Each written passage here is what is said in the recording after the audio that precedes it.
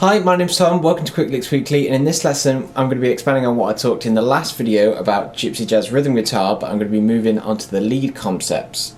So the thing that really stands out to me in gypsy jazz guitar playing is the use of arpeggios and passing tones. Also a very specific kind of vibrato and bending, but I'm going to reserve that for the next video.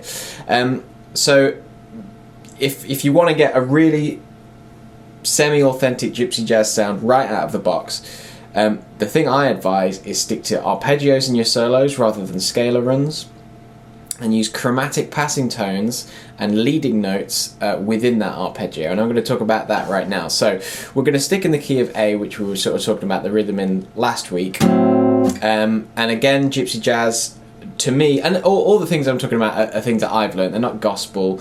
It's just stuff I've picked up from listening to that kind of music. I'm not a gypsy jazz guitar player as much as I'd love to be, but the things that I do to get that sound are really basic stuff. But for me, it'll do for the time being. So we're going to stay in A minor, in that sort of A Dorian sound, and we're going to play an A minor arpeggio. And we're just going to stick with a simple shape, which in standard tuning, not all fourths, we're in standard tuning for this video, will be 7th fret on the D string, 5th on the G, B and E, and then 8th fret on the E to lead up there. So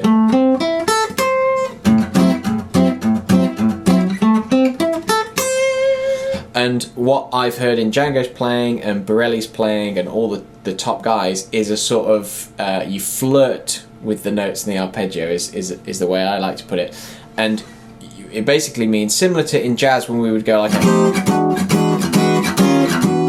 we'd stick a passing chord, which is basically just the chord that we're aiming for, but up, one, down, or one fret on the off or on beats to give it an interesting sound, is exactly what we do with the arpeggio. So what, instead of going, we might go, for that all I'm doing, and it might be a sound, because when I first heard someone do this I thought, well, that's the sound I'm after. All they're doing is adding a note one fret down, so one semitone or one chromatic note below the note that we're aiming for. This is if we're ascending, and you might want to do a note above as well. So this is the basic arpeggio, and this is with the added passing tones, and all that is 6th fret to the 7th on the D, 4th to the 5th on the G, 4th to the 5th on the B, and 4th to the 5th on the E, and then we're going to do 7th to the 8th on the E as well.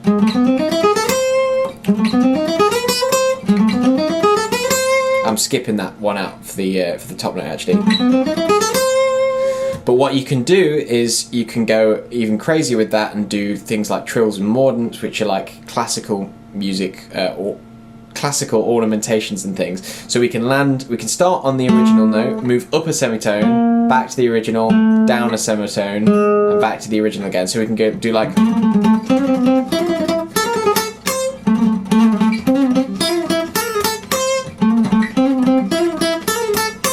to get that interesting sound.